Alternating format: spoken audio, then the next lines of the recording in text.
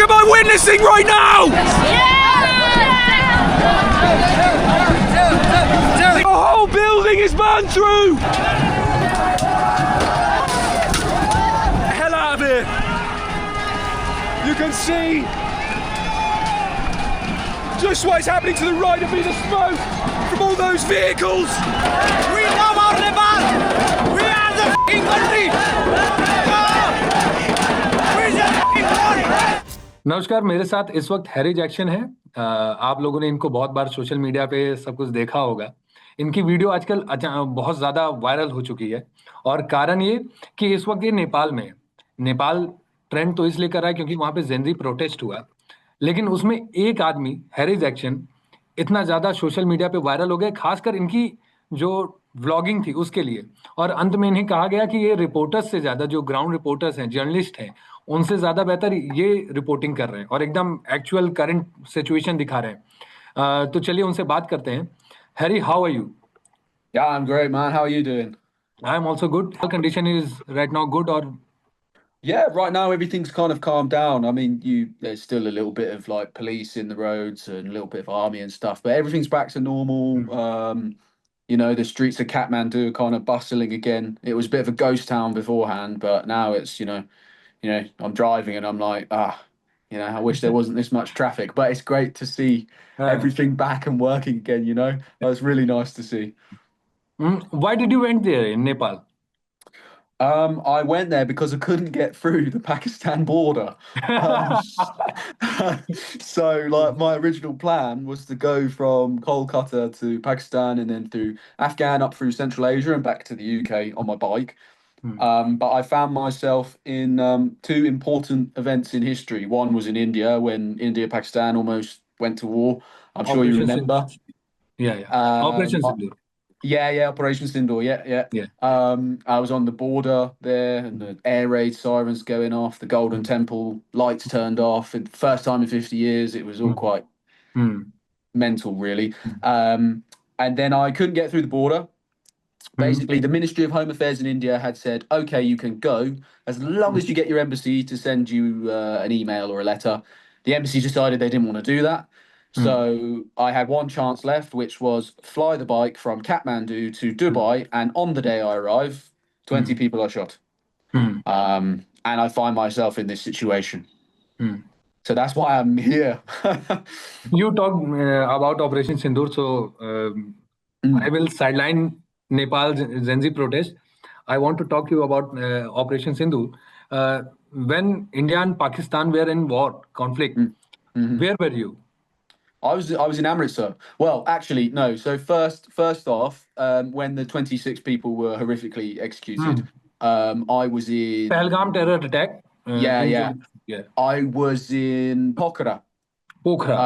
Yeah, and I'd met this person who's quite like versed with news and stuff. And the day I was about to leave, she sent me an image saying, 26 people have been executed in Kashmir and they're closing the borders. And that was the day I was going to leave to go to Amritsar to go and cross the border, the Wagah border. So then it said you had till the 5th of May to go.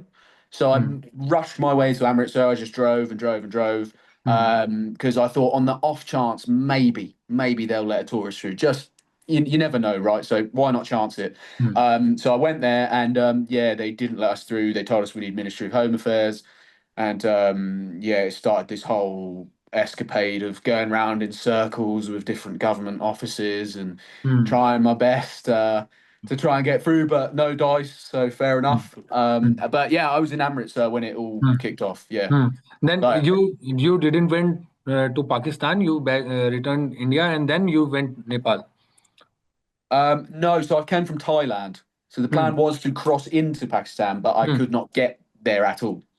So I didn't go to Pakistan at all. I tried to get across, but I was stopped, and then I was stuck on the border during war.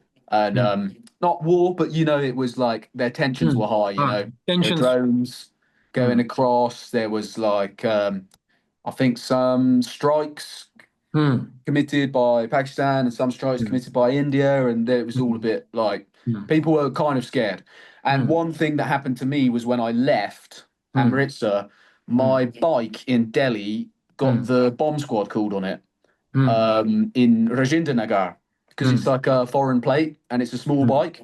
And I've since heard that small bikes, 125cc type bikes, are usually used as IEDs. So during the heightened tensions, I think they thought, unknown bike, called the bomb squad on it. So I had to deal with that in Delhi as well, which was, this bike has been through quite a lot. Yeah. So now coming back to Nepal condition. Yeah. Did you have any prior knowledge when you visited Nepal that about this protest is going to happen? So I didn't actually know until I got into Pokhara, and I got the first sort of understanding that you know, social media was banned, and they'd recently banned Instagram and all Meta things, and I thought to myself, and when I came here 4 months ago, everything was not banned, so why is it banned now? And I was asking a few questions, and people were saying about corruption, but I honestly had no idea they were going to protest. Zero idea, because I had no SIM card, nothing. The plan was to go from India, go to Kathmandu in 2 days, sorry, fly the bike straight to Dubai. I didn't want to get a SIM card because it was extra money, and at that time my YouTube was, I had 16,000 subscribers. It doesn't equate to a lot of money. So I was trying to save it for the trip. So I avoided buying a SIM card. So I had no idea, honestly. I used the Wi-Fi in the morning. I put the map on my phone. So you know how Google, it keeps it, even if you don't have connection. And I just followed that, got to Kathmandu, pulled over on the side of the road, and the friends who helped me, and that time I'm actually in the house right now, of that friend, they told me that the curfew, there was a curfew. They say, hey man, there's a curfew, you need to get a hotel right away. And I was like, "So, what? There's a curfew?" I'm like, yeah, haven't you heard? 20 people have been shot. And I was like, excuse me? I thought they were joking.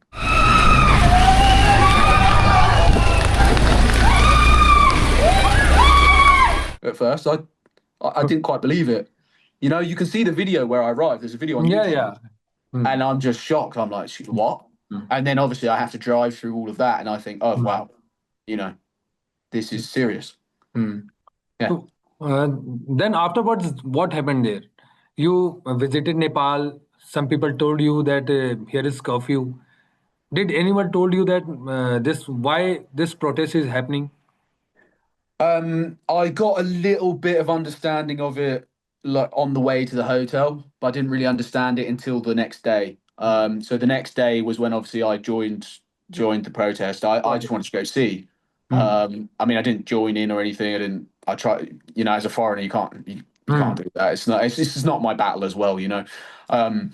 But I just wanted to go see, and you know, make some videos of it, and yeah, just show people what was going on, really.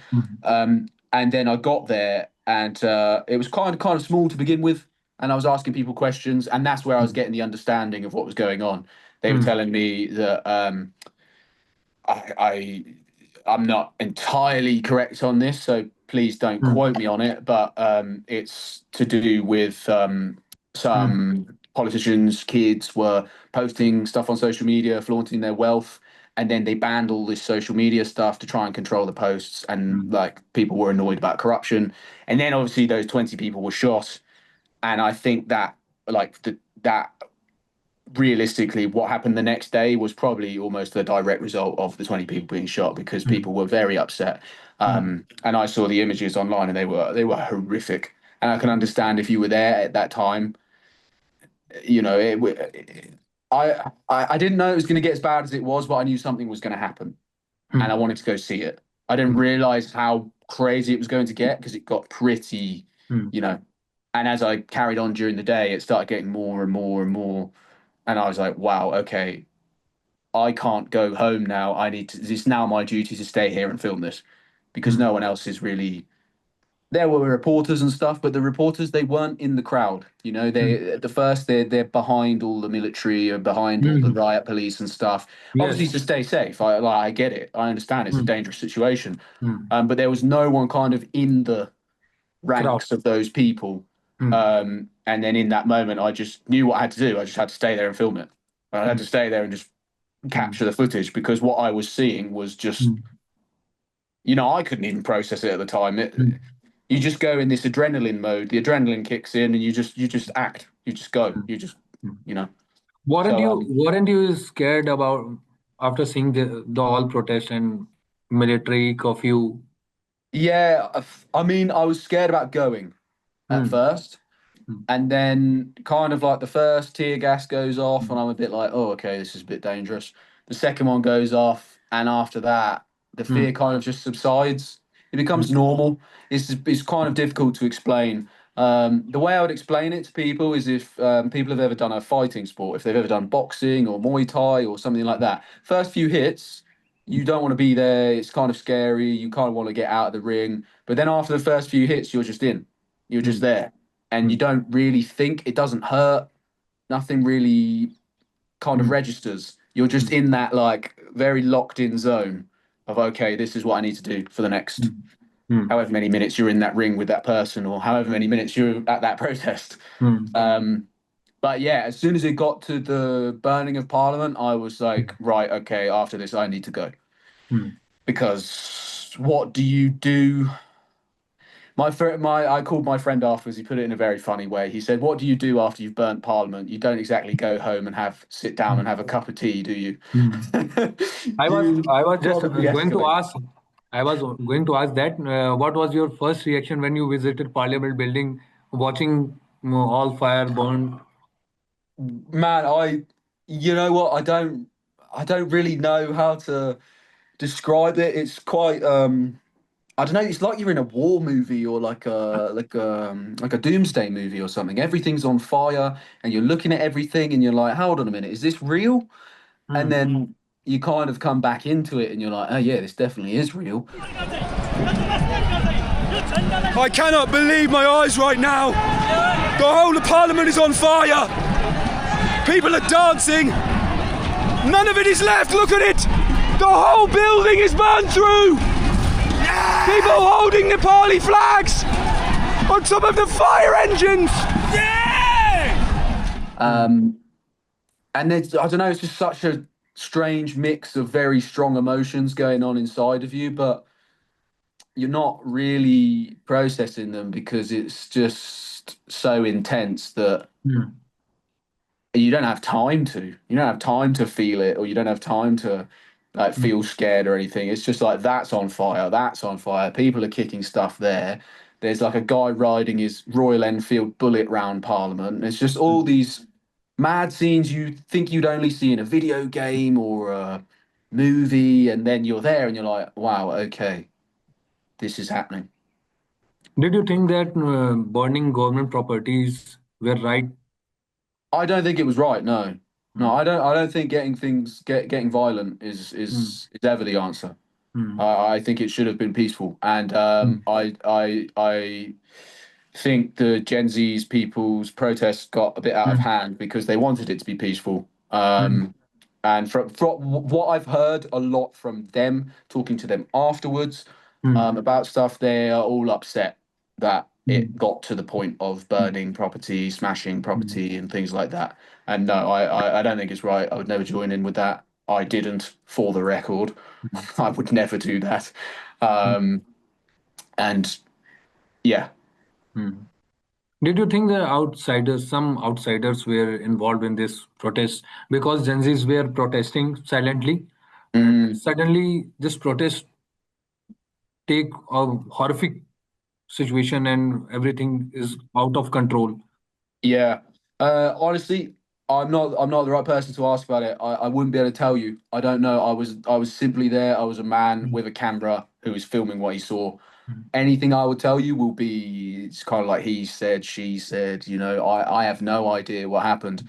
My understanding would be that people got really annoyed about those 20 people being shot, and then, emotions took over, and that's that. I don't know whether it was people infiltrated or whatever, but, Have you interacted with protesters? Have you interacted with some protesters, Gen Z? Yeah, I did. On the day, I was talking with them.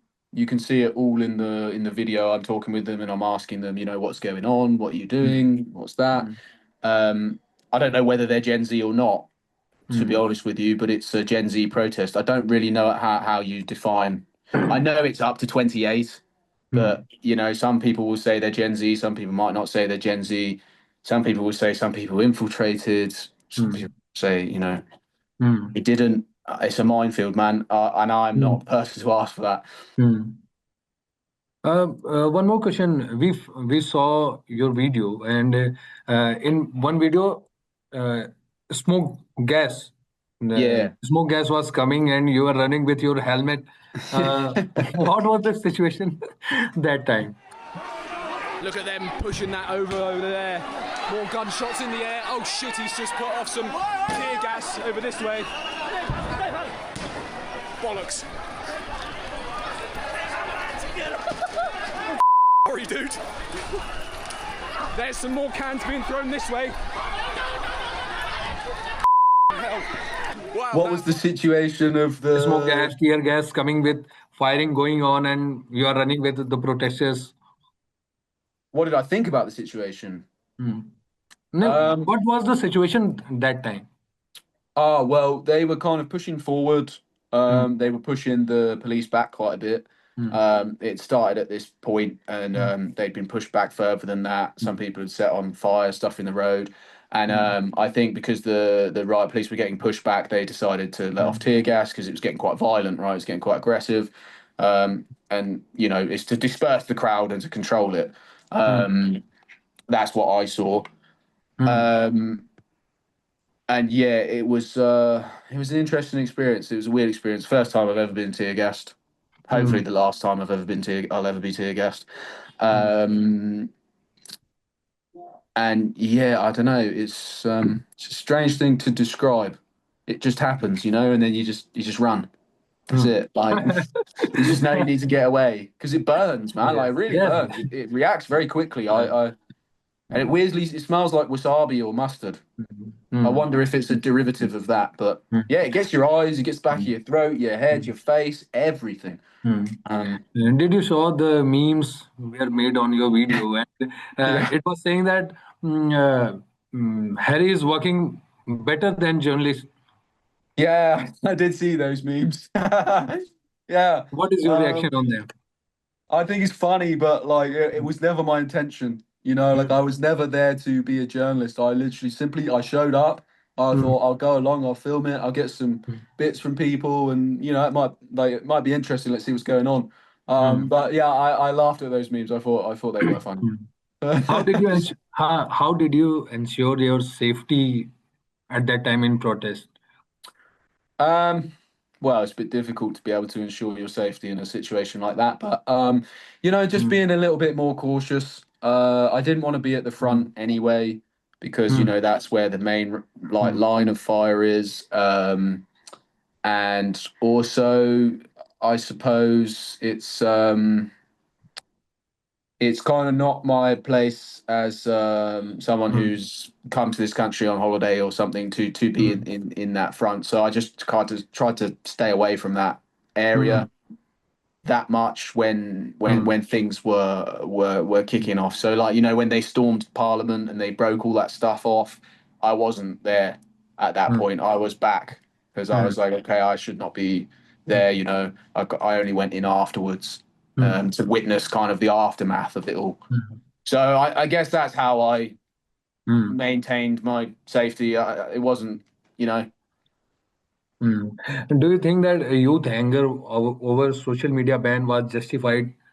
I don't think anything that happened in terms of violent acts should be necessarily justified. I'm also not the person to talk about it really. However, it was definitely deeper than social media.